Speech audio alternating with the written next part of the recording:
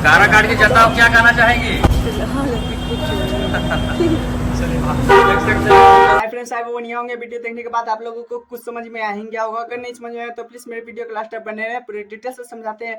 आप लोगों को पता ही होगा कि ज्यादा दिन इलेक्शन का नहीं है टाइम, 4 तारीख को इलेक्शन खत्म हो जाएगा। और आप लोगों को बता दूं कि पवन सिंह के साथ साथ पवन सिंह, ज्योति सिंह और पवन सिंह की माँ भी इलेक्शन के लिए घूम रही है और वोट घर घर जाकर वोट मांग रहे हैं। आप लोगों को पूरा वीडियो दिखाते हैं, आप लोग बने रहे। और आप लोग बता देना चाहता हूँ कि पवन सिंह की माँ भी वीडियो में गरजती हुई नजर आई है कि पवन सिंह को जिताने के लिए आप लोग से विनती कर रही थी। आप लोगों को बता दूं कि पवन सिंह भी बहुत ज्यादा ही घूम रहे हैं और उनकी माँ को भी आप लोग तो बोलिए मत, माँ भी उनके आ चुके हैं घूमने।